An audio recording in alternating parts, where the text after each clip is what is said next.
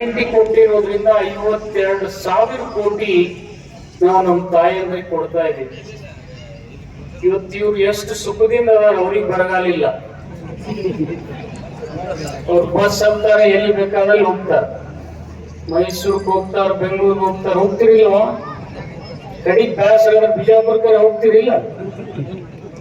ಚಿಕ್ಕೋಡಿಯಿಂದ ಸಮೀಪದ ಬಿಜಾಪುರ ಕಡೆ ಹೋಗ್ತೀವಿ. ನಿಮ್ಗೇನು 10 ಬಸ್ ತಗೊಂಡಿವೇನೋ? ನಿಮ್ ಮನೆಗೆ 2 ಲಕ್ಷ 2,000 ರೂಪಾಯಿ ಬರ್ತದೆ ಏನಿಲ್ಲ.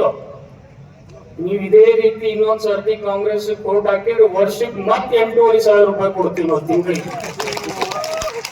ಹಾಕ್ತಿರೋ ಇಲ್ಲ? 8,500 ಸಿದ್ದರಾಮಯ್ಯ 2,000 ಸೇರಿಸಿದ್ರೆ 10,000 ರೂಪಾಯಿ ಪುಕಟ್ ಬರ್ತದೆ ಮನೆ. ಅದು ಕೇಂದ್ರದಲ್ಲಿ ನಮ್ ಸರ್ಕಾರ ಬರ್ಬೇಕು. ಮತ್ತೆ ಬರೇ ರಾಜು ಆಲ್ಗೂರ್ ಒಬ್ಬನೇ ಬಂದ್ರೆ ನಡೆಯಂಗಿಲ್ಲ. ಮತ್ತೆ ಬಹಳ ನಿರೀಕ್ಷೆ ಇಟ್ಕೋಬೇಕು ದೇಶದ ಜನ. ಯಾಕಂದ್ರೆ ಬರಗಾಲ ಪರಿಹಾರ ಕೊಡ್ಲಿಲ್ಲ ಜಿಗ್ಜಿಂಗಿ ಸಾಹೇಬರು. ಹಿಂದೆ ಈ ದೇಶದಲ್ಲಿ ಬರಗಾಲ ಬಿದ್ದಿತ್ತು, ಬರೀ ರಾಜ್ಯದಲ್ಲಿ ಅಷ್ಟೇ ಅಲ್ಲ. ಈ ಸರ್ತಿನ 15 ರಾಜ್ಯಗಳ ಬರಗಾಲ ಅದ. ನಮ್ಮದೇ ಆದಂತ ಮನಮೋಹನ್ ಸಿಂಗ್ ಪ್ರಧಾನಮಂತ್ರಿಗಳಿದ್ರು, ನಿಮ್ಗೆಲ್ಲ ಗೊತ್ತಿದೆ.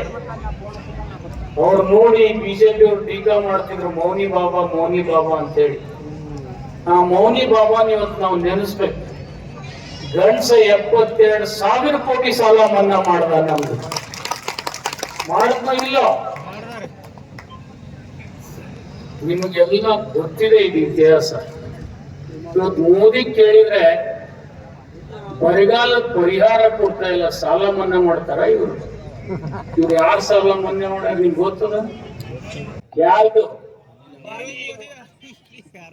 ಎಷ್ಟು ಮನ್ನಾ ಮಾಡ್ಯಾರ ಅದು ಗೊತ್ತಿಲ್ಲ ನಿಮ್ಗೆ. 14 ಲಕ್ಷ ಕೋಟಿ ನಿಮ್ಗೆ ಎಣ್ಸಕ್ ಆಗ್ತದ? ರೈತರ ಹೆಸರು ಕೇಳಿದ್ರೆ ದುಡ್ಡಿಲ್ಲ ಅಂತಾರೆ. ಅದಾನಿ ಅಂಬಾನಿ ಬಂದ್ರೆ ನಮ್ ಪೋರ್ಟ್ ಏರ್ಪೋರ್ಟ್ ಮಾಡ್ತಾರೆ, ಪೋರ್ಟ್ ಮಾಡ್ತಾರೆ, ಹೋಟೆಲ್ಗಳು ಮಾಡ್ತಾರೆ, ರೈಲ್ವೆ ಮಾರಕ್ ಶುರು ಮಾಡ್ಯಾರ. ಇನ್ ನಾಳೆ ನಿಮ್ಮನ್ನ ಮಾರಿದ್ರೆ ಆಶ್ಚರ್ಯ ಪಡಬೇಡ. ಆ ಸ್ಥಿತಿ ಬರ್ತಾ ಇದೆ. ಏನ್ ನಿಮಗೆಲ್ಲ ಹೇಳಿದ್ದೆ ಹೇಳಿದ್ ನಿಮಗ್ ನೆನಪಿರ್ಬೇಕು. ನಾ ಗುಜರಾತ್ ಮಾಡಲ್ ತರ್ತೀನಿ ಅಂತ ಹೇಳಿದ್ವಿ. ಏನದ ಗುಜರಾತ್ ಮಾಡಲ್? ನೆನಪೈತಿ? 2014 ಏಪ್ರಿಲ್ ಮೇ ನಲ್ಲಿ ಹೇಳಿದ್ರು. ಏನದು ಗುಜರಾತ್ ಮಾಡಲ್? ಗುಜರಾತ್ ಮಾಡಲ್ ಒಂದೇ ದೊಡ್ಡ ಗೋಧ್ರಾ ಹತ್ಯಾಕಾಂಡಗಳು ಅಷ್ಟೇ, ಮತ್ತೊಂದು ಏನಿಲ್ಲ. ದುರ್ದೈವ ಅನಿಸ್ತದೆ ಇವತ್ತು ಮೋದಿ ಅವರು ಗುಜರಾತ್ ಮಾಡಲ್ ನೋಡ್ಬಾರ್ದು, ಕರ್ನಾಟಕ ಮಾಡಲ್ ನೋಡ್ಬೇಕು ಅಂತೇಳಿ ನಾನು ಹೇಳ್ತೀನಿ.